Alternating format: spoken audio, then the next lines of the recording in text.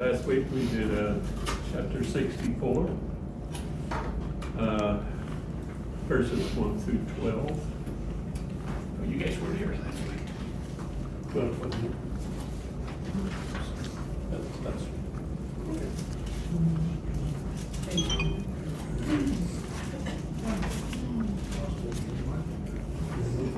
I wasn't here. I was not.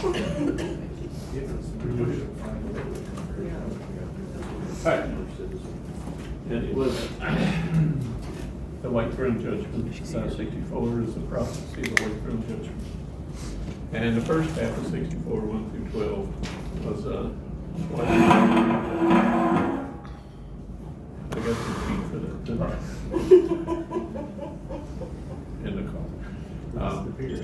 But why Israel needed to be judged. And it gave me reasons why they had abandoned God and went their own way. And if you look down through there, it gives you those reasons. In verses 9 through 12, they cry out for forgiveness. There's a cry for forgiveness. So, somebody read 9 through 12. Be not worthy of very sore, O Lord, neither remember iniquity forever. Behold, see, we beseech thee, we are all thy people. Thy holy cities are a wilderness, Zion is a wilderness, Jerusalem a desolation. Our holy and our beautiful house, where our fathers praised thee, is burned up with fire, and all our pleasant things are laid waste. Wilt thou refrain thyself for these things, O Lord? Wilt thou hold thy peace and afflict us very sore? Okay. Now, as I said last week, for those of you that couldn't make it, their reasons and their needs at that time are the same as our reasons and our needs. Number one, because they were God's children. They'd been separated from their father. And we also are God's children. And we will never be happy, we will never be content, we will never be settled until we get back with our Father. Now we're born with the sin nature. Because, Aurora didn't come back. Was there any fallout after that? Oh, no. But we're born selfish. We're born demanding. We come out crying, not laughing. Our whole life starts out with a negative because of the sin that is brought into the world. Have you ever watched a kitten, or have you ever watched a cat have kittens? I mean, it seems effortless for them. A lot of times our cats would meow while they do it. They'd just be calm, and then my girls would be sitting there watching this, when they were going to come out. And one would pop out, and she'd roll over, and she'd take care of it, let them get them where they needed to be to get some nourishment. And she'd lay down, just lay there and meow. And then another kitten would pop out. Well, remember what the curse was for the woman? It doesn't work like that. Huh? It does not work like that. Does not work like that. Matter of fact, when we had our first daughter, about halfway into the labor thing, the nurse asked me if I would please wait in the waiting room. I wasn't very helpful. I said, but I went to Lamaze, he said, please, wait in the waiting room. I won't go into it deeply. But we're God's children and we need to get back. And we have that yearning, we have that need to worship. We had to have that need to serve. We were put on this planet for a reason.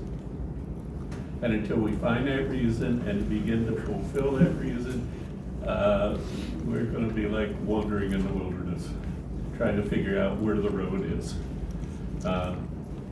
And you that have started the path can agree, right? Were you more content? Were you happier? Were you more at peace before or after Jesus Christ? I don't even think I have to ask for an answer, and if I do, maybe we ought to talk. Verse 10, because Israel had been destroyed. Why had they been destroyed? I mean, of course, if this is the white throne judgment, we're talking about the destruction of 70 AD. And it had been destroyed for 2,000 years. And why had it been destroyed? Because of them. Because of absolutely them. They had abandoned God over and over and over again. They had gone through 400 years of silence. They had in every way insulted God every way they could. And then, and they needed to be redeemed, and Israel needed to become a nation again. Because that was God's plan for salvation, for you, for them, for the world, and for the universe. This is not only salvation of Israel in the end, it is salvation for the whole universe. Because Jerusalem will become the capital of the world, and the world will become the capital of the universe. And until sin is conquered and put away, and until Satan is in the lake of fire, there is not going to be a solution for peace in this world. Have you looked at the news lately? Pakistan has attacked Iran now. And what did Jesus say in chapter 24 of Matthew? People will be calling for peace, peace, but there will be no peace. Oh, correction. Last week, Robert said or 2 weeks ago, Robert said something about Joel.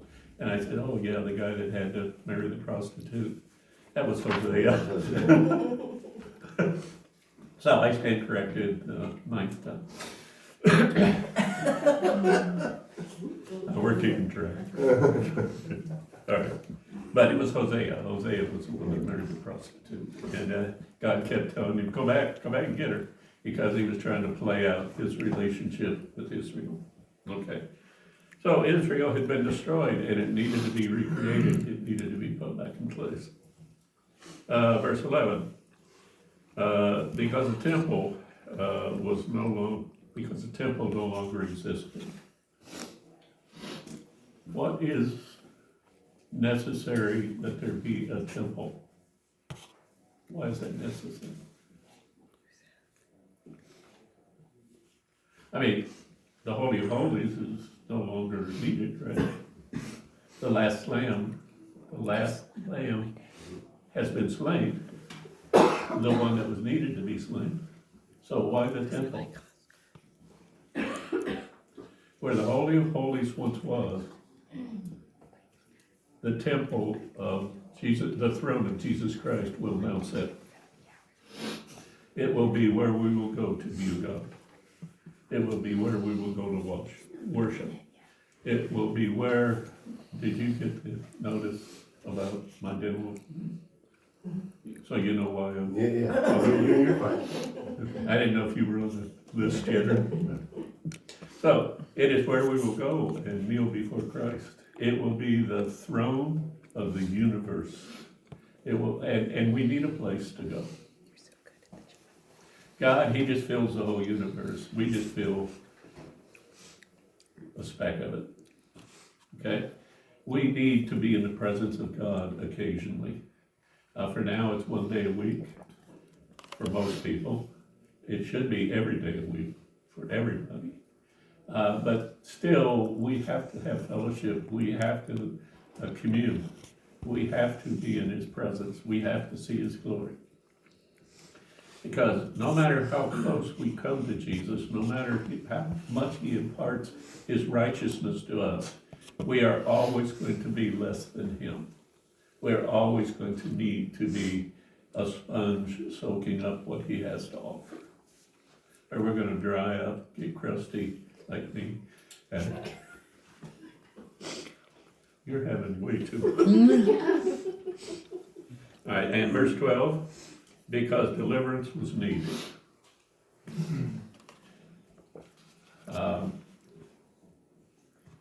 What's that mean?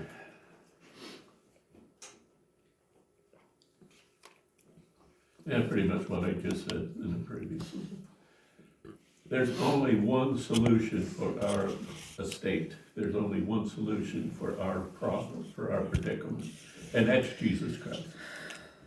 And even in a perfect world, we still have to acknowledge him and be in his presence.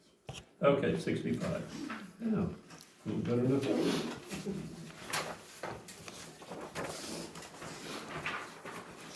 Somebody read 1 through 16.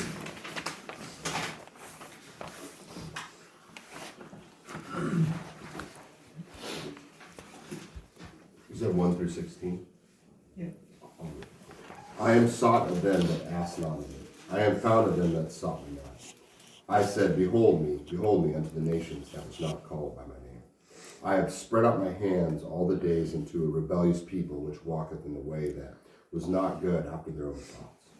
A people that provoketh me to anger continually to my face, that sacrificeth in the garden, and burneth incense upon the altar of bread, which remain among the graves and the lodge in the monument, which eat swine's flesh, and broth of abominable things is in their vessels, which say, stand by thyself, come not near to me, for I am holier than thou. These are a smoke in my nose, a fire that burneth all day. Behold, it is written before me, I will not keep silence, but will recompense, even recompense into their bosom. Your iniquities and the iniquities of your fathers together, saith the Lord, which have burned incense upon the mountains, and blasphemed me upon the hills. Therefore will I measure their former works into their bosoms. Thus says the Lord, as a new wine is found in the cluster of one saith, destroy it not, for a blessing is in it. So will I do for my servant's sake, that I may not destroy them all. And I will bring forth a seed out of Jacob and out of Judah, an inheritor of my mountain, and my elect shall inherit it, and my servants shall dwell there. And Sharon shall be a fold of flock in the valley of Acre, a place for the herds to lie down for my people that have sought me. But ye are they that forsake the Lord, that forgot my holy mountain, that prepare a table for the true, and that furnish the drink offering unto that number. Therefore will I number you to the sword, and ye shall all bow down to the slaughter. Because when I called, you did not answer. When I spake, you did not hear, but did evil before mine eyes, and did choose those with whom I delighted not. Therefore, thus says the Lord God, behold, my servants shall eat, but ye shall be hungry. Behold, my servants shall drink, but ye shall be thirsty. Behold, my servants shall rejoice, but ye shall be ashamed. Behold, my servants shall sing for joy of heart, but ye shall cry for sorrow of heart, and shall howl for vexation of spirit. And ye shall leave your name for a curse unto my chosen, for the Lord God shall slay thee, and call his servants by another name, that he that blesseth himself in the earth shall bless himself in the God of truth. And he that sweareth in earth shall swear by the God of truth, because the former troubles are forgotten, and because they are hid from mine eyes. Okay.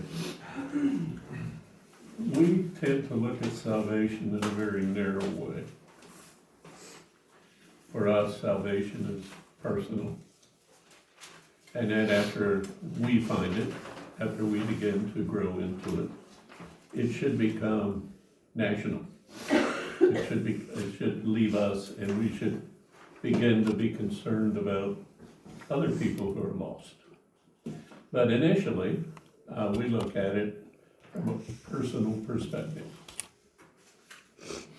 Right or wrong? Yeah, okay. In verses 1, 10, 15, and Romans 10, 19, and of course, 10:19 is regurgitating a message from Moses to Israel. It clearly says that salvation is needed on all levels. Look at the environment. Does it need to be saved? Look at the pollution. Does it need to be saved? Now, this stuff about what they call climate change, That's just an excuse for not accepting the fact that we have destroyed the environment. And have you ever read the verse? Have you ever been exposed to the verse that says, Jesus Christ will be sent back by his Father, lest all be destroyed? I can't quote you the verse right now, but I'll find it and bring it back next week. But it comes to the point where we're probably to the moment when somebody's gonna have their finger headed toward that button. And if a nuclear holocaust ever happens, except for the intervention of God, this planet will not be livable. We were going to a Kickapoo Indian camp for a week in Oklahoma, and we stopped in Springfield. We're staying at a Motel 8. That's not the name of it. Super 8. Motel 6, Super 8. We're staying at a Super 8. And there was a lady there who had a child and just had lumps all over him. I mean, he was maybe 5 or 6 years old. He just had lumps all over him. Well, it turned out that they lived at Chernobyl when there was that accident at the power plant. And somehow she knew somebody who was a friend with the government. And she got a visa to come to the United States to have treatment for her child for this cancer that was just taking over his whole body. Well, we got to talking about it. And she gave her perspective on it, which is a whole lot different than the government's perspective on it. And she talked about the pain and the suffering, and the skin was just falling off the bones of people who were closer to the area than she was. Now, for us to think that we have any kind of power to do that really is ridiculous, because we did nuclear testing to some islands in the Pacific. They would evacuate all the people off this little island, and they would build a village. And they would drop a bomb right in the middle of the village, and then they'd go in and study what the effect of a nuclear blast was. And now some of those villages and Chernobyl had begun to regenerate itself. There was an island, I think it was Bikini Island, they evacuated all the people finally in the 60s, early 70s. They started petitioning our government to give them back their island, let them go back home. Well, they went back and did some tests. They said everything was tolerable, but they had to drill 2,000-foot wells to find water that was drinkable. The radioactivity in the soil. The trees had regenerated and had coconuts and whatever on them, but they were all deformed. They weren't normal. But the fresh fruit was edible. The old trees couldn't produce fresh fruit, but new trees had begun to generate, and creation had started to repair itself. Do you remember when the Valdez dumped all that oil in Alaska? And we spent $1 billion cleaning up the mess. The truth of the matter is, we only cleaned up about 200 yards of shoreline and the bay, and the rest of it went out to sea, and the ocean surrounded it with something. I can't tell you what it is, but surrounded it with something, broke it down, and cleaned up the mess. Creation was created by God. He's eternal, and it is too. It is a piece of Him. Romans 1 says that everything that was created has the essence of God instilled into it. If you just look around you, you can see God everywhere there is. And Chernobyl, actually, they've gone back in there now, and the rabbits are doing great, the wildlife's doing great. Initially, most of them were killed. Mason was talking about it a year or so ago. And, right? Yeah. And they went back in there and they found that wildlife and the trees and everything, the place was flourishing. It's deformed, but we can't destroy God's creation. That's like saying we can destroy God. God put his own remedies into the creation. Well, let's, where we at here? Yeah.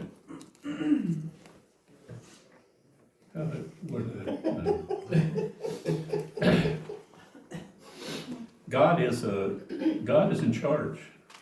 We like to think that we have the atomic bomb. The only thing we can do is make a mess. The only thing we can do is make a mess. God put himself into everything that he did. And his whole universe has to be saved. Has to be saved by what we've done to it, has to be saved by what God's done to it, has to be saved by what Satan's done to it. It has to be delivered. Because God has been pushed out of it. But he won't give it up. It belongs to him. We need to buy into it and benefit from it. Right? So, in verse 1, 10, and 15, it says, the Gentiles are to be included in the salvation plan. Because everything needs to be redeemed after we've allowed sin to take charge. Verse 2, they rejected God's primary purpose for them. What was the primary purpose for Israel? To teach the rest. Build a temple, right? Primary purpose? Well, that was part of the plan, but the primary purpose was to bring salvation to the world, which included the temple. But the temple was secondary. Israel was to bring us the Savior. And somewhere along the way, they decided that they wanted to dominate and not save. What did they want Jesus to do? What was their hope that Jesus would do when the salvation, not Jesus, but when the Messiah was born? What was their hope? He would conquer. He would conquer, basically at that point in time, he would conquer Rome. They were not interested in salvation for the Gentiles. They wanted Jesus to wipe out the Gentiles. They had Exodus. They had all the prophecies in the Old Testament. Do you realize that in the original temple plan, there was a Gentiles' porch and a place for the women to worship? But in Jesus' day, that had all been pushed aside, and they were all about themselves. The priests were all about themselves. They cared nothing about anybody but themselves. And they were not buying into Jesus. The only reason they put up with the Passover because it was very profitable. Okay, go jump on that. Go ahead, jump on. It's the truth. The ministers of that day, the priests in the temple. You know what priest means? What the definition of priest means in the Hebrew? Is it the connection or the Bridge. bridge? Means Bridge. a connection. The bridge across the gap from where we are to where God is. The priest was supposed to be that bridge. We were the Gentiles. Israel was supposed to be pulling us in, giving us a pathway to God, converting us to him, bringing us into worship, and there was a porch that we were supposed to be able to worship in. You know why Jesus really turned over the money changers' tables? It was in the Gentile porch. Huh? They were in the Gentiles area They were porch. in the Gentiles' porch, and the Gentiles were not allowed to. They had turned it into a den of thieves. Have you ever wondered what that meant? Not only were they stealing money from the Gentiles who were coming to Israel, but they had stole the porch where they were supposed to worship from the Gentiles. They had stolen everything precious. Jesus' rage was not about them selling lambs. They had to sell the lambs. They had to produce the lambs for the sacrifice. Jesus' rage was that they had stolen salvation from the Gentiles. And he was furious. But it's not my fury, it's a righteous fear. But what he did was right. He pointed them out for what they were. Number 3, they rejected his offers to be his people and their only God.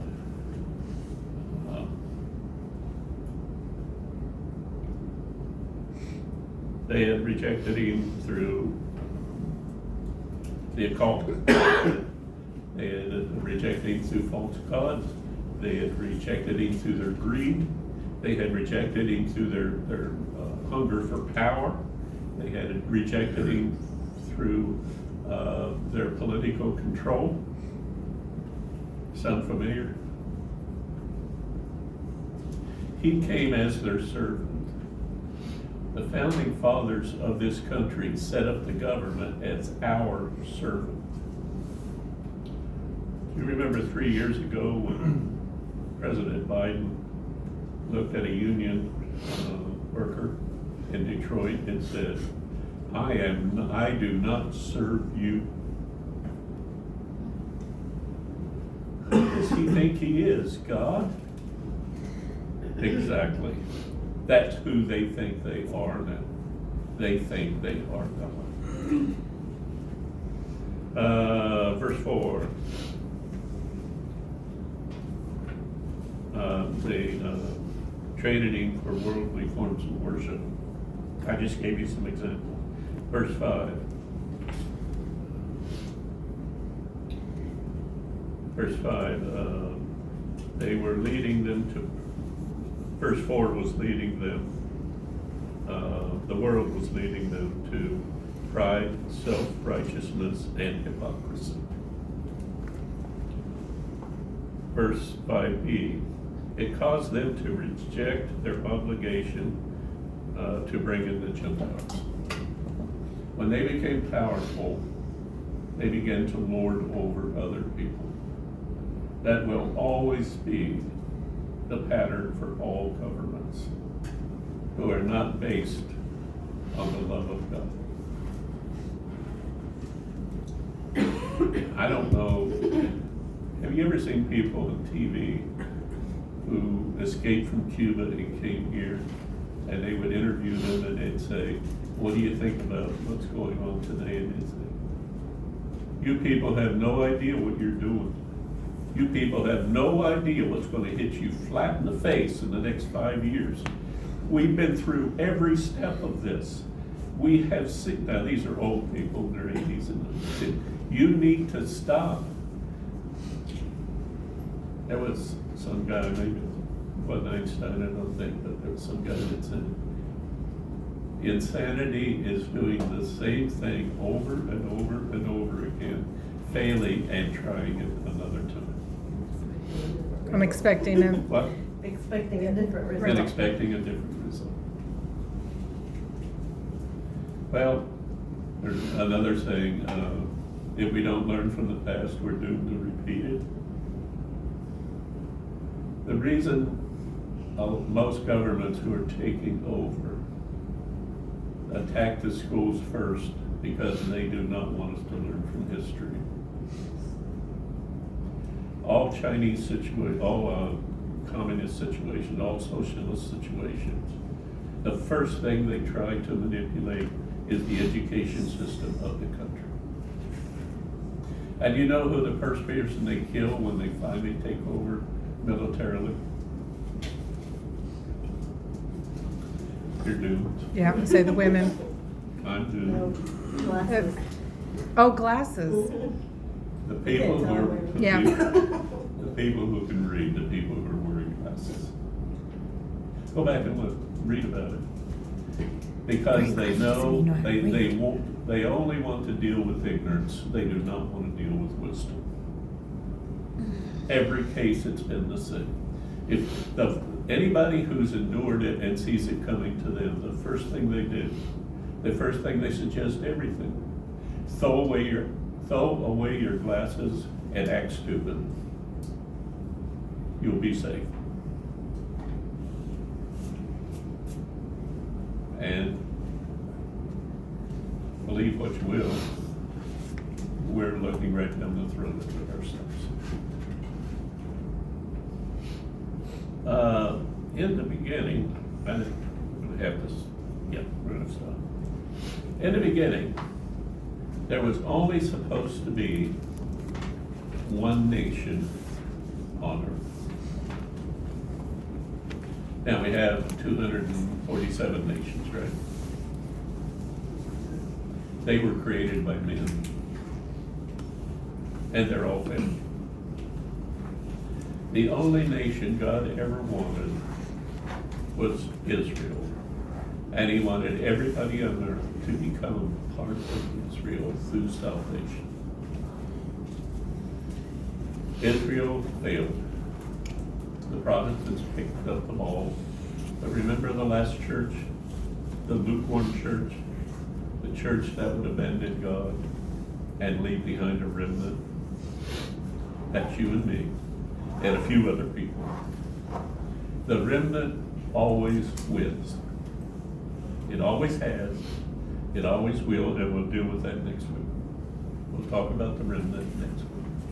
But we're gonna get a step into it, and then we're gonna have to leave, so we'll just save it for next week. And besides, my tongue's getting tired.